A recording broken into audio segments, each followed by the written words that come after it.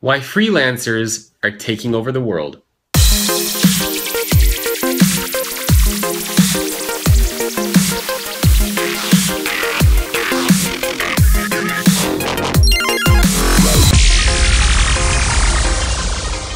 Hello everyone, welcome to another episode of The Future in 5. My name is Jacob Morgan, and this is where I share my thoughts, ideas, and commentary on the future of work in 5 minutes or less.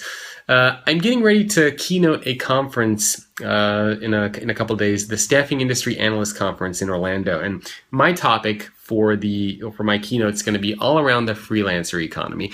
And so I wanted to share some perspectives with you around why I think the freelancer economy is so big and why freelancers are going to be taking over the world.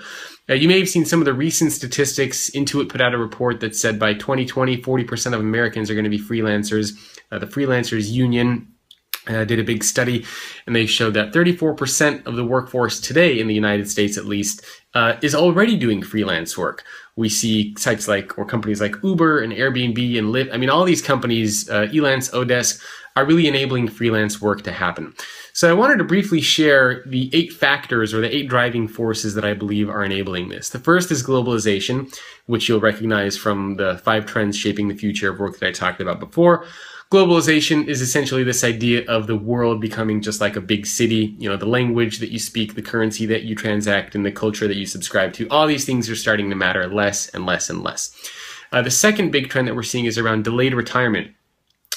Not only the fact that people are staying at their organizations longer than usual, but the fact that even when they leave their organizations, they aren't necessarily out of the workforce. They are, in a sense, still staying in the workforce because they are becoming freelancers. So they are going to sites like Elance and oDesk. They are becoming Uber drivers. They are creating products that they can sell on Etsy. They are still in the workforce. So they're not retiring per se. Another big trend that we're seeing is decreasing employee tenure. This idea of long-term employment is completely dead. Average employee tenure across the board is 5 years or under 5 years. It's, I think, 4.5 years. For millennials, it's under 3 years. And so I think we're going to start to see that, dipping down a little bit as well. So if employee tenure is shrinking, essentially what that means is that there's a huge opportunity for these employees, for these people to jump on and to become freelancers. Another huge trend that we're seeing is around marketplaces and platforms that are enabling freelance work. 15, 20 years ago, you didn't have a site like Elance or oDesk. You didn't have the opportunity to become a driver for a company like Uber. You couldn't create something on a site like Etsy. But now we have so many marketplaces that are emerging where you can find a niche in pretty much any area that you want. If you're a lawyer, you can become a freelancer on UpCounsel. If you have an MBA, you can go to Hourly Nerd. If you want to drive, you can go to Airbnb, or to Uber or to Lyft. If you have a place you want to rent out and make money like that, you can go to Airbnb. So all sorts of niche marketplaces are evolving. There's separate ones for artists, for writers, for TaskRabbit, for handymen.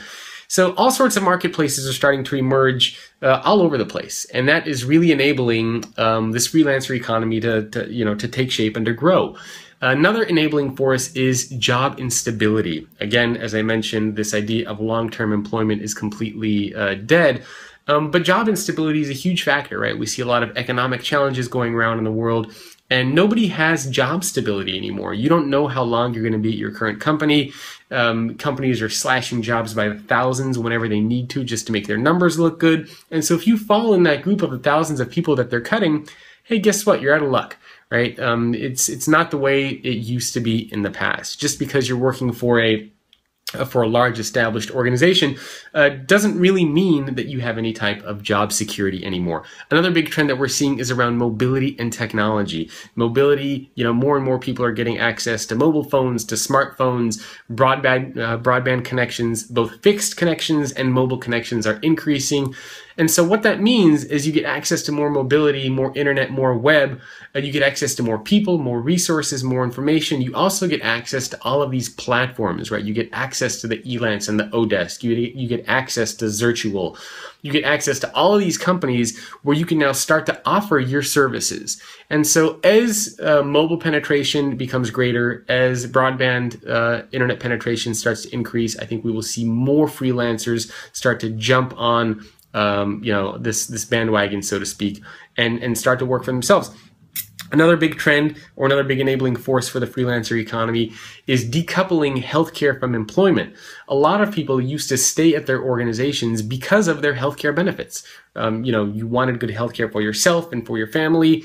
Now what we're starting to see is that we've decoupled healthcare from employment. In other words, you don't have to work for your organization to be able to get good healthcare. You can do that on your own. And so the incentive to stay with an organization longer just for those healthcare benefits has dramatically decreased.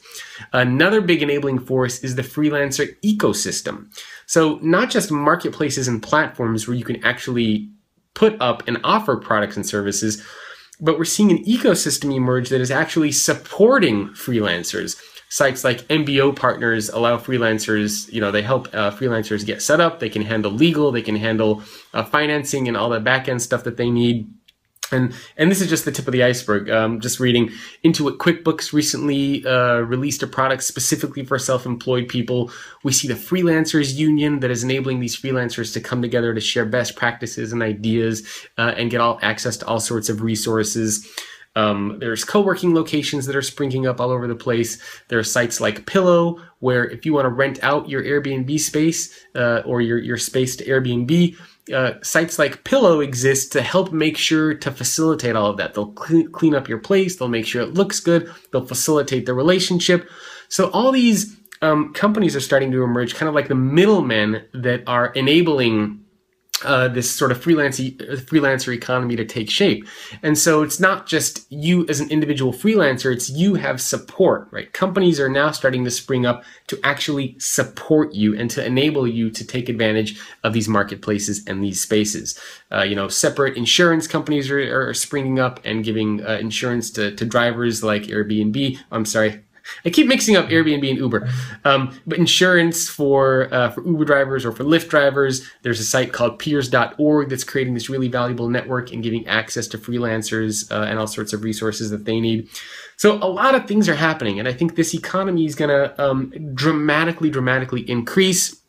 I know I went well over 5 minutes already, but these are the 8, I think, enabling drivers that are really powering the freelancer economy. I think it's going to go like this, right? We're seeing tremendous growth. Elance is growing tremendously. Uber is growing tremendously. There's a lot of funding coming into the space. And I think as these 8 driving forces that I mentioned become even more prevalent, we're going to start to see this going up and up and up and up.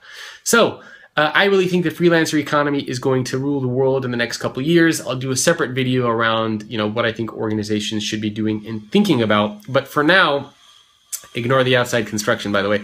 But for now, I think it's really important for people to start to pay attention to the freelancer economy and the trends that we're starting to see. There's absolutely no sign of it slowing down. So I'm curious to hear what you think about the freelancer economy. Are you a freelancer? Do you work full-time for a company, but do you do freelance work on the side? Have you tried freelancing? Let me know what you think. Let me know where you think this industry or this economy is going to go. But at least from my perspective, I think it's going straight up, right? I don't see any signs of it slowing down. And I think if you look in the next 5-10 years, we're going to see a ton of freelancers all over the place. I just think that's the direction that the world is headed. So let me know what you think below in the comments, and I will see you next time on an episode of The Future in 5. Hey, are you interested in the future of work? If so, make sure to subscribe to the YouTube channel so you can get all the latest content on the future of work and stay up to date on all the latest trends and happenings. Not to mention, you will make me very, very happy. Make sure to subscribe.